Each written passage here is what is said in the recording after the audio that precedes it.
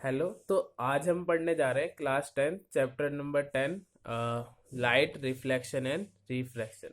तो इसका हमने बहुत सारा पार्ट जो है हमने कल कवर कर लिया था। इंट्रोडक्शन से हमने पढ़ लिया था और बाकी हमने लॉज ऑफ रिफ्लेक्शन पढ़े लास्ट वीडियोस में।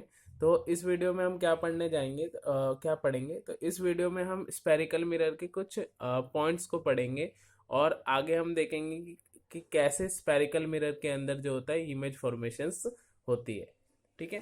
तो जैसे कोई भी हमारे पास एक स्पेरिकल मिरर है, तो पहले हमारा स्पेरिकल मिरर जो होता है फॉर्म कैसे होता है मैंने आपको बताया था। एक स्पेरिकल ग्लास होता है, ग्लास टाइप होता है स्पेयर बिल्कुल। और उसको हम पेंट कर देते हैं अंदर से या बाहर से, ऐसे हम पेंट करेंगे।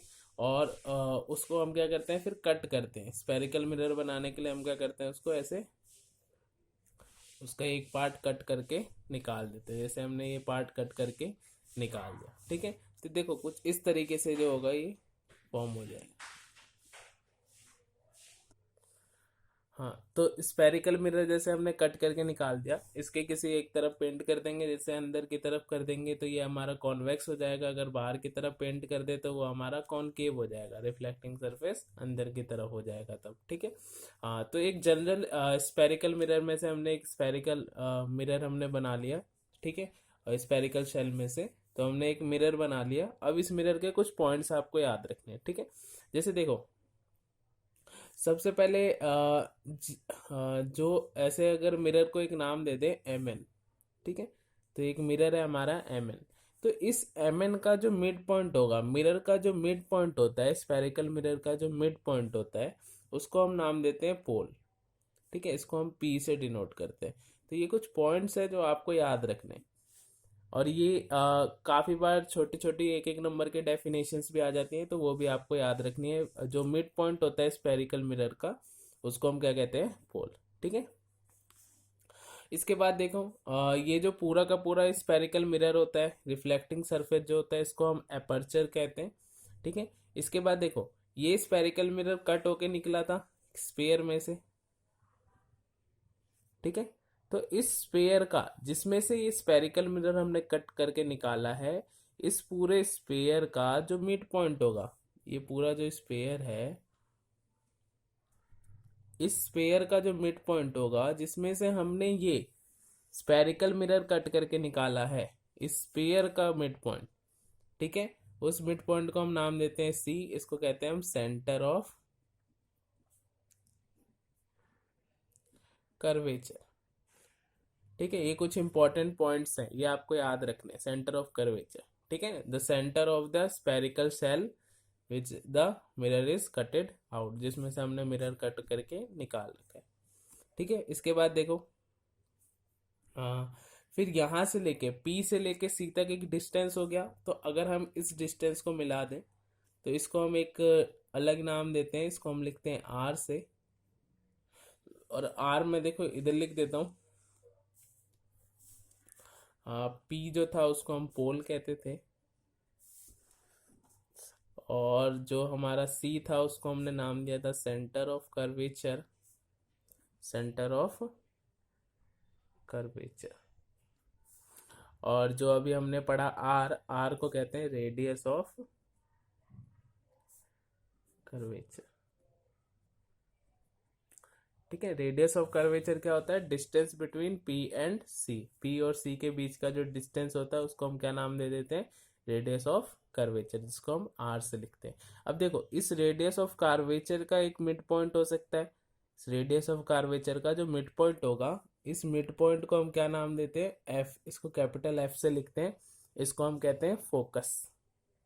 तो एफ जो होता है उसको हम नाम देते हैं फोकस। इसको हम फोकस पढ़ेंगे, ठीक है। इसके बाद देखो, ये भी एक डिस्टेंस हो गया ना, पी से एफ तक का भी एक डिस्टेंस हो गया।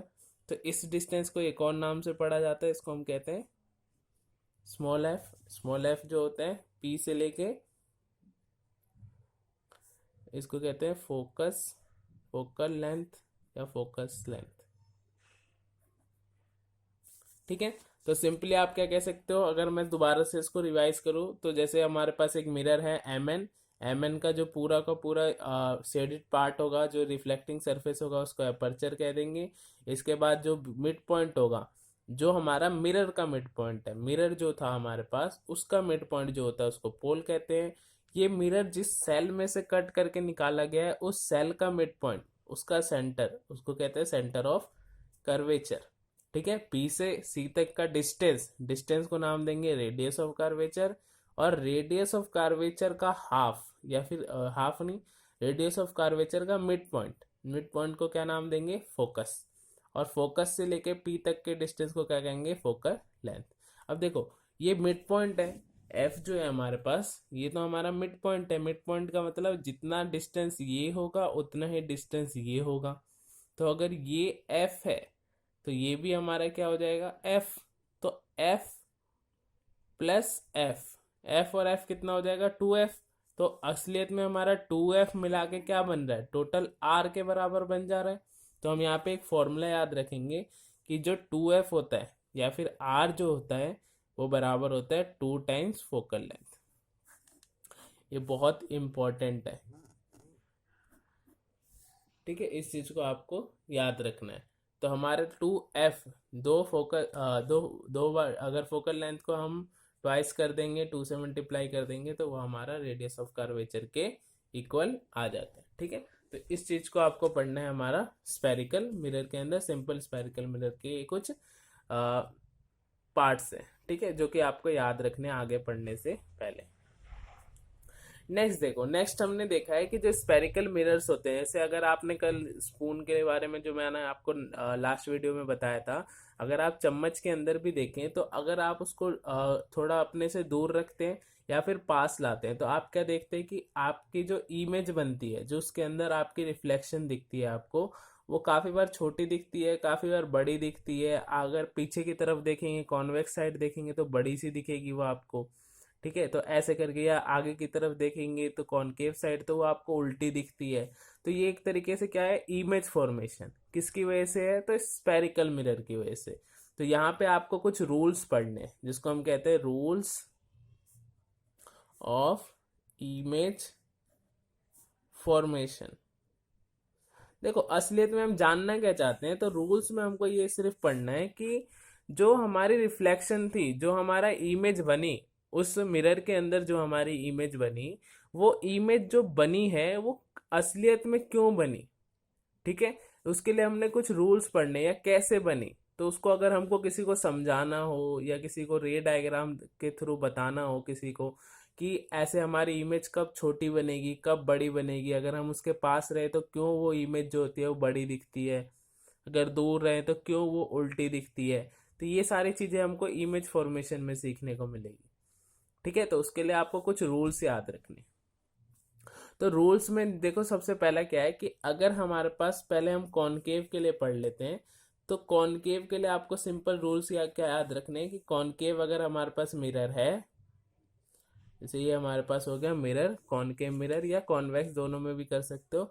तो यहाँ पे आपको सिंपल जो पॉइंट्स बताए वो लिख सकते हैं हम। यहाँ पे एक और पॉइंट्स भी आप ऐड कर सकते हो। एक इमेजिनरी लाइन होती है, जैसे उसके अंदर नॉर्मल था वैसे इसके अंदर इमेजिनरी लाइन होती है, कि जब भी एक लाइन पी एफ और सी से होती हुई पास होती है, एक ऐसी इमेजिनरी लाइन जो कि पी एफ और सी से पास होती है, उसको हम कहते हैं प्रिंसिपल प्रिंसिपल एक्सिस। ठीक है, तो प्रिंसिपल एक्सिस बोला जाता है उसको, एक इमेजिनरी लाइन जो कि पास होती है पी एफ एंड सी से। तो यहाँ पे देखो, एक जैसे कॉनकेव मिरर हो गया, मैं दो तीन डायग्राम में ही बता दूंगा, 4 रूल होते हैं, वो चारों के चारों रूल हमको याद रखने हैं।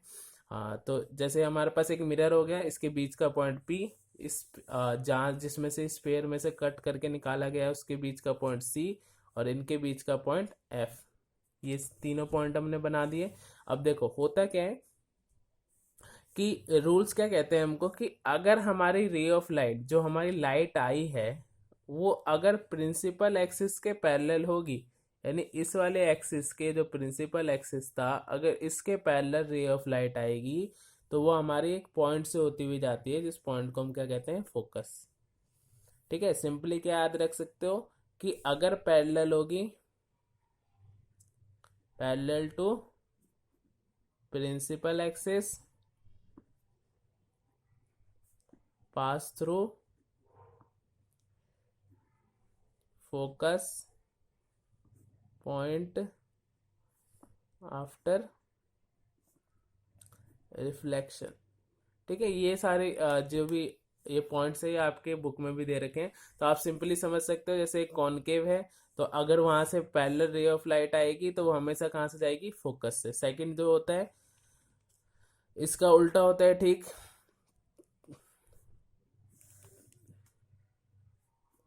पोल सेंटर ऑफ कार्वेचर, जिसमें से कट करके निकाला गया, उसके बीच का पॉइंट फोकस।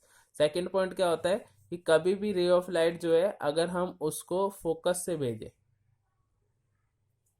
जैसे हमने ये रे ऑफ लाइट भेज दी फोकस से, देखो मैं एरो दिखा रहा हूँ कि कैसे किधर से रे ऑफ लाइट जा रही है। ठीक है, फोकस से अगर हमने रे ऑफ लाइट भेजी तो वो क्या हो जाएगी, हमारी पैरेलल हो जाएगी प्रिंसिपल एक्सिस के, एक दूसरे के उल्टे हो गए कि जब भी अगर पैरेलल आएगी तो फोकस से जाएगी और फोकस से भेज रहे हैं तो पैरेलल हो जाएगी। और सेकंड थर्ड देखिए, थर्ड जो होता है ये सेकंड था हमारे पास, और ये हमारा थर्ड जो है उसमें हम देखो कैसे पढ़ेंगे। थर्ड सिंपली हमने बना दिया pole centre of curvature focus. Third क्या कहता है हमको कि कभी भी रे ऑफ लाइट जो है वो अगर हमारी सी से जा रही है, सी से रे ऑफ लाइट गई तो वो सी से ही रिफ्लेक्ट होने के बाद वापस आ जाएगी।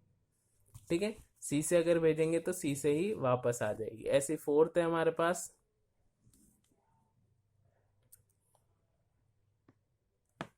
ठीक है, फोर्थ में भी हमको ऐसे ही करना है। देखो जैसे ये हमारा pole centre of curvature and focus. Fourth क्या होता है हमारा, देखो रूल।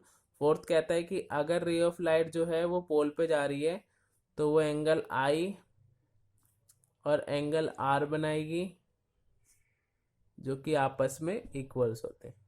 पोल पे जाएगी तो वहीं से रिफ्लेक्शन हो जाएगी उसकी, सिर्फ एंगल आई और एंगल आर बनाएगी, आपस में इक्वल होते हैं रिफ्लेक्शन के लिए। इनमें भी एंगल आई और एंगल आर बनते हैं हमेशा। जैसे कि अगर मैं यहाँ पे आपके लिए बनाऊं, जैसे कि ये total incident ray reflected ray, और अगर आपने नॉर्मल पढ़ा था तो नॉर्मल क्या होता है इनके बीच का, तो कुछ इस तरीके से बनेगी। ठीक है, तो यहाँ पे ये वाली इंसिडेंट के साथ वाला इंसिडेंट एंगल, रिफ्लेक्टेड के साथ वाला रिफ्लेक्टेड एंगल। जैसे कि अगर इसमें बनाया जाए तो इनके बीच में से एक ऐसे डॉटेड लाइन खींच देता हूँ, तो ये इंसिडेंट के साथ कौन है, इंसिडेंट जाने वाली ये जा रही है तो इंसिडेंट एंगल ये हो गया, और ये वापस रिफ्लेक्शन के बाद ये वाली गई है तो रिफ्लेक्टेड एंगल ये। ठीक है, यहाँ पे इंसिडेंट एंगल और रिफ्लेक्टेड एंगल सेम हो जाएंगे, क्योंकि देखो यहीं से इंसिडेंट जा रही है और नॉर्मल भी इसी पे बनेगी, तो वो 0 डिग्री एंगल बनेगा। ठीक है, तो इस तरीके से आपको याद रखना है। तो ये हमारे 4 रूल होते हैं। अगर पैरेलल जाएगी तो फोकस से जाएगी, अगर हमने फोकस से भेजी तो पैरेलल हो जाएगी, सी से भेजा तो सी से वापस, पी पे भेजा तो एंगल आई और एंगल आर बनाएगी। ठीक है, सेम आपको जो है वो कॉन्वेक्स के लिए भी पढ़ने, ठीक है, वो भी सेम होते हैं। वहां पे जैसे अगर हम सीधा भेजेंगे तो रिफ्लेक्ट हो जाएगी, वो फोकस से जाती हुई हमको लगती है। ठीक है, वो आप एक बार बुक में से देख लेंगे। बाकी हम मिलते हैं नेक्स्ट वीडियो में, जब तक के लिए बाय।